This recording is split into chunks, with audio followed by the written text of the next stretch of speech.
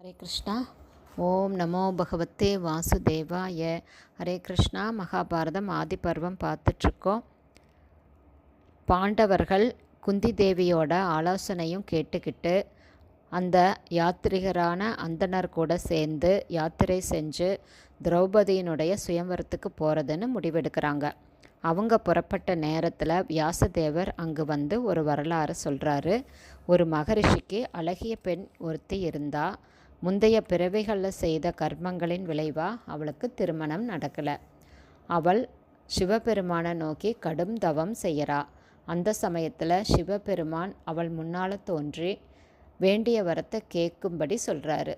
அப்போது எல்லா நற்குணங்களும் நிறைஞ்ச கணவன் எனக்கு வாய்க்க வேண்டும் அப்படின்னு கேட்ட அந்த பெண் சிவபெருமான் பதில் சொல்வதற்கு முன்னாலேயே அதையே மீண்டும் மீண்டும் 5 முறை கேட்குறா.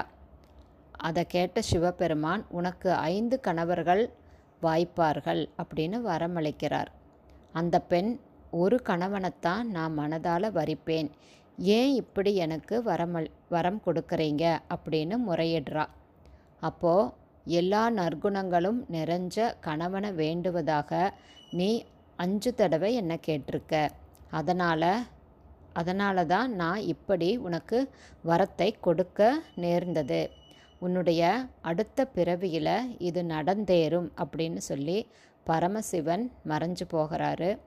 அந்த பெண் தான் துருபதன் நடத்திய வேள்வியில் திரௌபதிங்கிற மகளாக துருபத மன்னனுக்கு வாய்த்திருக்கா.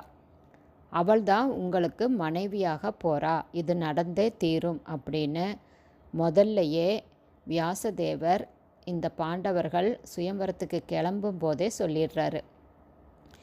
வியாசதேவர் சொன்னதை கேட்டு பஞ்ச பாண்டவர்கள் குழப்பம் அடைஞ்சாலும் கூட ஒன்றுமே புரியாமல் 5 பேருக்குமே மனக்குழப்பம் அடைஞ்சா கூட பாஞ்சால தேசத்துக்கு புறப்பட்டு போகிறாங்க. போகிற வழியில் கங்கையில் கந்தர்வர்கள் நீராடிக்கிட்டு இருக்காங்க. அந்த நேரம் நடுநிசியாக இருந்தது, நடு இரவு. அங்கே வந்த பாண்டவர்களை பார்த்து சித்திரரதன் அப்படிங்கிற கந்தர்வன் ரொம்ப கோபப்படுறான். இரவும் பகலும் சந்திக்கும் வேளையில் செவ்வானம் தோன்றுகிற போது முதல் 80 வினாடிகள் போக சூரிய அஸ்தமன நேரம் முழுவதுமே கந்தர்வர்களை சார்ந்தது. அதனால தான் நியதிகள் தெரிஞ்ச மனிதர்கள் சூரிய அஸ்தமனத்தின் போதும் அதற்கு பின்னாலும் நதிகளை அடைவதில்லைன்னு சொல்கிறார்.